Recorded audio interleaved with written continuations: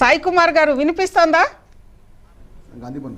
Yes, Sai Kumar గారు, ఏంటంటే మొత్తం మీద అందరు అనేది అధికార పార్టీ మీద అంతో ఇంతో వ్యతిరేకత అనేది స్టార్ట్ అయ్యింది. దాని కారణంగానే ఈరోజు విపక్షాలకు కూడా సీట్లు కొంత గణనీయంగా వచ్చినాయి అని అంటున్నారు.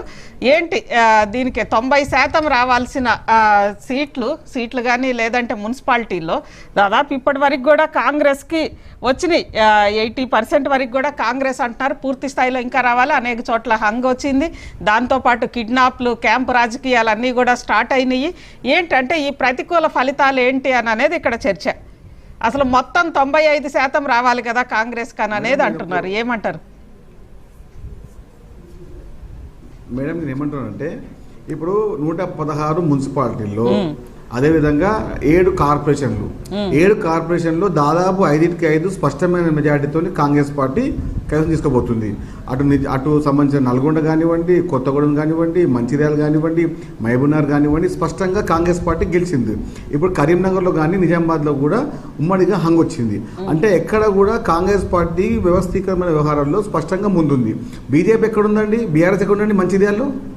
మంచిర్యాలలో 60 డివిజన్లు ఉంటే కాంగ్రెస్ పార్టీ 54 గెలిచింది. మహబూబ్ నగర్లో కాంగ్రెస్ పార్టీ గెలిచింది. కొత్తగూడెంలో కాంగ్రెస్ పార్టీ గెలిచింది. రామగుండంలో కాంగ్రెస్ పార్టీ గెలిచింది. అంటే ఇక్కడ మీకు 95% రిజల్ట్ కనబడుతుంది కదా. ఇప్పుడు దాదాపు 80 మున్సిపాలిటీల్లో కాంగ్రెస్ పార్టీ గెలిచింది. ఇంకా 10-15 స్థానాల్లో హంగ్ వచ్చింది. అంటే 116 స్థానాలలో కాంగ్రెస్ పార్టీ 75 నుంచి 98 గెలవబోతుంది. ఇంకా ఇంకా ఇంకా కాల్చుకోండి బీఆర్ఎస్ పార్టీ, బీజేపీ పార్టీకి. మిమ్మల్ని తెలంగాణ ప్రజలు తెలంగాణని వాదాన్ని అవమానించినందుకు బీజేపీ పార్టీని, తెలంగాణ పదాన్ని తీసేసినందుకు బీఆర్ఎస్ పార్టీని తెలంగాణ ప్రజలు బొందబెట్టారని చెప్పి మర్చిపోతే ఎట్లా? రాజకీయ విలువలకు ఎక్కడ కూడా ఎప్పుడు మాట్లాడలేని బీజేపీ బీఆర్ఎస్ పార్టీ ఇప్పుడు ఎన్నికల్లో సిరిసిల్లలో గెలవనికే కేటీఆర్ బీజేపీతో ములాఖాత్ అవుతాడు.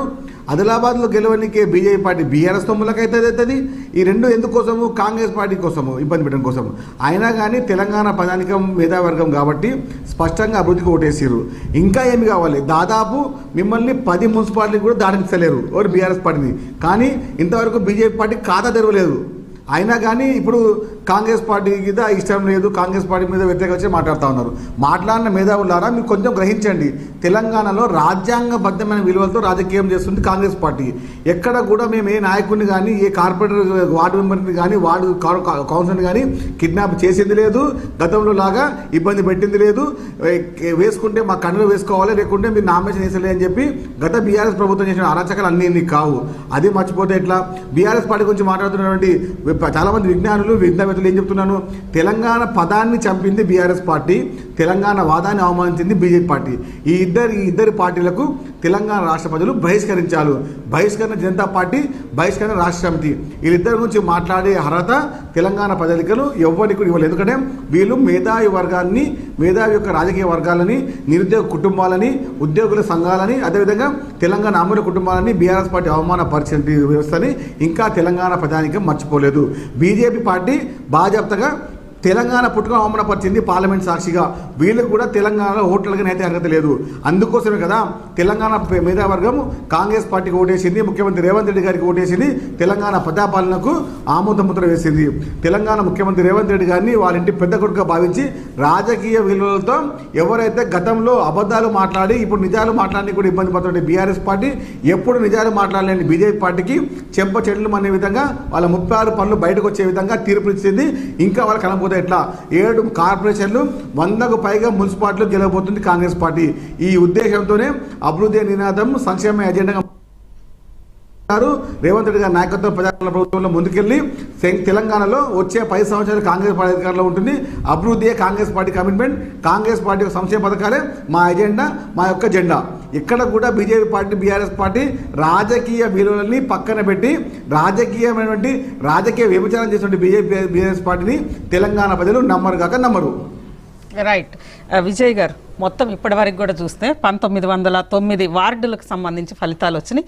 అందులో 1000 వార్డులకు పైగా కాంగ్రెస్ పార్టీ గెలుచుకుంది. అదేవిధంగా బీఆర్ఎస్ 555 వార్డులు, ఇక బీజేపీ 170 ఇలా వస్తూ ఉంది. అంటే సగానికి పైగా వార్డులని ఈరోజు కాంగ్రెస్ పార్టీ గెలుచుకుంది. మీరు ఫస్ట్ నుంచి కూడా అంటున్నారు కదా 6 గ్యారంటీలకు సంబంధించి కానీ వేటిల్లో కూడా ఇటు బీఆర్ఎస్ అన్నీ కూడా ఎక్కడా కూడా అమలు చేయలేదు, తీవ్ర ప్రజల్లో వ్యతిరేకత ఉంది, అన్నీ ఉంది అని అన్నప్పుడు మొన్న పంచాయతీ ఎలక్షన్స్లో కాంగ్రెస్కే మెజారిటీ వచ్చింది, ఈరోజు మున్సిపల్ ఎలక్షన్స్లో కాంగ్రెస్కే మెజారిటీ వచ్చింది. ఒక రకంగా చూస్తే పార్లమెంట్ ఎన్నికల కంటే ఈరోజు కాంగ్రెస్ పుంజుకుంది అనేది కనిపించట్లేదా? చూస్తే ఇప్పుడు ఏంది వచ్చిన దాంట్లో 50% 50% పైన 50% పైన వచ్చింది. 50% అంటే వార్డులలో మీరు 50 ఇంకా 52% లాస్ట్ వరకు పైన 60 వేసుకోవచ్చు, చివరి వరకు వచ్చిన 60%. అంటే వార్డులలో మీరు కాకపోతే అన్ని చైర్మన్లు వీళ్ళే గెలుచుకోవచ్చు కూడా, ఎందుకంటే అధికార పార్టీకి ఉన్న అడ్వాంటేజ్ అన్ని ఉంటాయి కాబట్టి అది ఉంటుంది. నీకు వార్డులలో తేలిపోయింది కదా, నీకు 2 సంవత్సరాలలో నీకు 1 సైడ్ ఉండాలి, నీకు వన్ సైడ్ ఉండదండి. ప్రజాస్వామ్యం మీరు మనం మొదటి నుంచి కూడా